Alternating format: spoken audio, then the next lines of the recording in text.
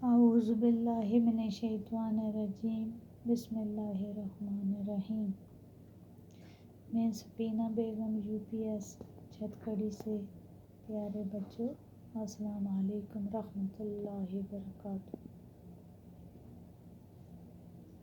جماعت 8ویں ہے اور ہمارا آج کا عنوان ہے آزمائش شرط ہے۔ آزمائش شرط ہے۔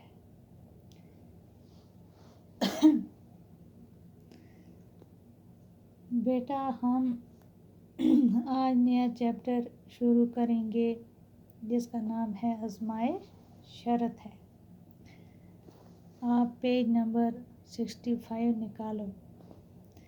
مجھے امید ہے کہ آپ غور سے سنیں گے اور بعد میں اس کو پڑھیں گے۔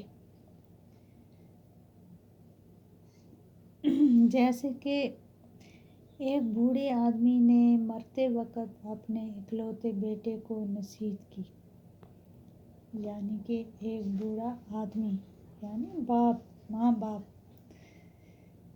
اپنے باپ نے مرتے وقت اپنے اکیلے بیٹے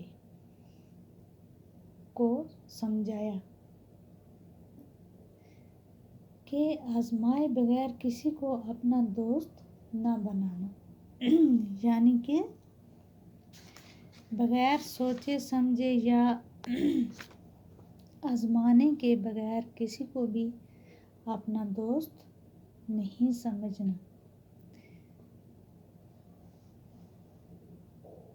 اور کسی نہ کسی مرحلے پر اپنے عزیزوں اور رشتہ داروں کو بھی کسی آزمائش کے وقت ضرور پرکھنے کی کوشش کرنا،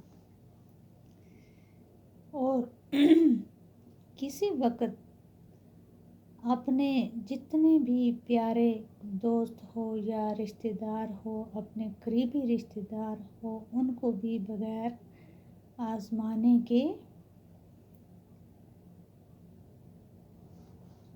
یا پرکھنے کی کوشش کرنا ان کو، تاکہ آئندہ کے لیے تمہیں تجربہ حاصل ہو اور بعد میں آنے والے وقت پر آپ کو اس بات کا تجربہ ہونا چاہیے کہ کچھ دنوں بعد بوڑھا مر گیا اور کچھ دن گزر گئے تو وہ بوڑھا باپ مر گیا، اور بیٹے نے باپ کی باتوں کو آزمانے کے لیے اپنی بیوی اور اپنی قریبی دوست کی آزمائش کا تہیہ کر لیا۔ جب باپ اس کا مر گیا تو وہ اپنے باپ کی جو نصیحت تھی، جو بات تھی، اس پر وہ آزمانے کے لیے اپنی بیوی اور اپنے جو قریبی دوست تھے ان کو بھی آزمانے کا ارادہ اس نے کر لیا۔ وہ آزمانے لگا۔ اس کا دوست بہت ہی چالاک تھا۔ کس کا؟ اس بوڑھے باپ کے بیٹے کا دوست جو تھا وہ بہت ہی چالاک تھا، اور مقامی حکاموں کے لیے مخبری جاسوسی کا کام کرتا تھا۔ وہ کیا کرتا تھا؟ وہ جاسوسی کا کام کرتا، مخبری اور یعنی کہ جاسوسی کا کام بھی کرتا تھا، اور اس نوجوان کے گھر بھی آیا جایا کرتا تھا، اس نوجوان کے گھر بھی آتا جاتا تھا، اور اس کی بیوی کو بھابھی کہہ کر پکارتا تھا، اور آپ نے اس دوست کی بیوی کو بھابھی کہہ کر پکارتا تھا۔ ایک روز نوجوان کسی کام سے شہر چلا گیا۔ کچھ دن گزرے تو وہ ایک دن کسی شہر کو نکل گیا اور واپسی پر کسائی کی دکان سے سری پائے خرید کر لایا۔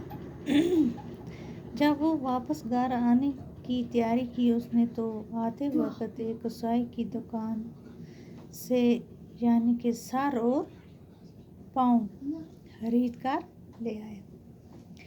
اس نے سوچا کہ اپنے مرحوم باپ کی نصیحتوں کو پرکھنے کے لیے یہ ایک اچھا طریقہ ہے۔ اس نے یہ بات سوچی کہ میرے مرے ہوئے باپ کی نصیحتوں پر یہ ایک طریقہ اختیار کر لوں۔ چنانچہ ایک تھیلے میں سری پائے لے کر جب وہ گاؤں واپس پہنچا، وہ سر اور پاؤں اس نے ایک تھیلے میں ڈال کر وہ گاؤں واپس پہنچا تو خاصی رات ڈھل چکی تھی، رات کافی گزر چکی تھی۔ اس نے اندھیرے میں گھبرائی ہوئی آواز میں اپنی بیوی سے کہا، کافی رات ڈھل چکی تھی تو اندھیرا کافی تھا، اور اسی اندھیرے میں اس نے ایک ڈراؤلی آواز اپنی بیوی کو دی کہ وہ گھر میں روشنی نہ کرے۔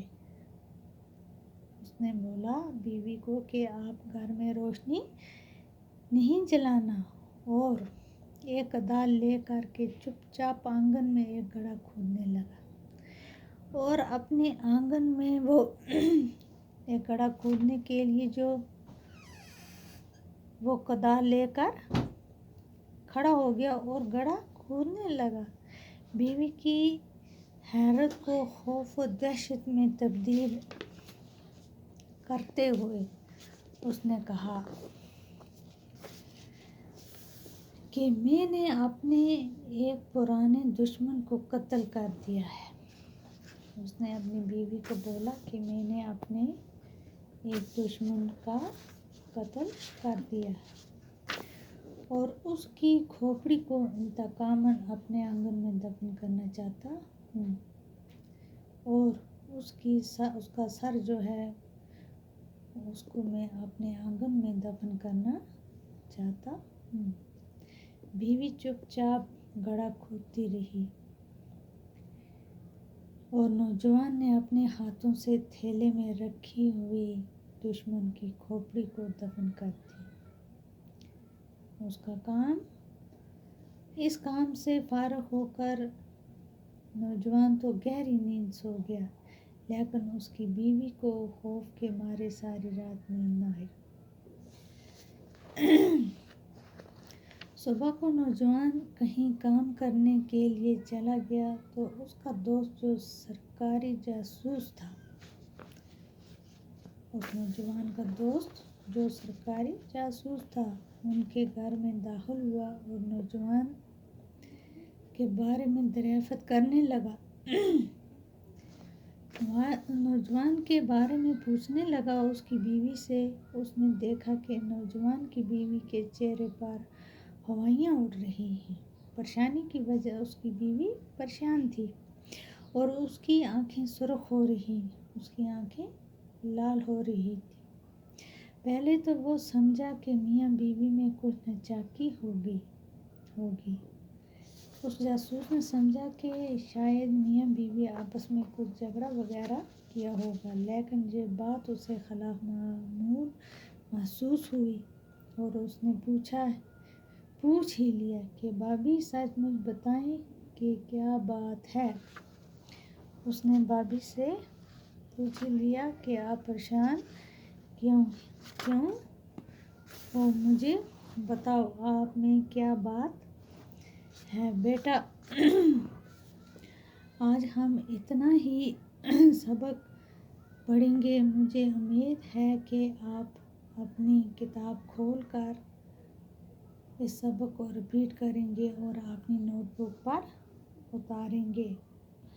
باقی اس سے آگے انشاءاللہ کل ہم کریں گے۔ باقی شکریہ، والسلام۔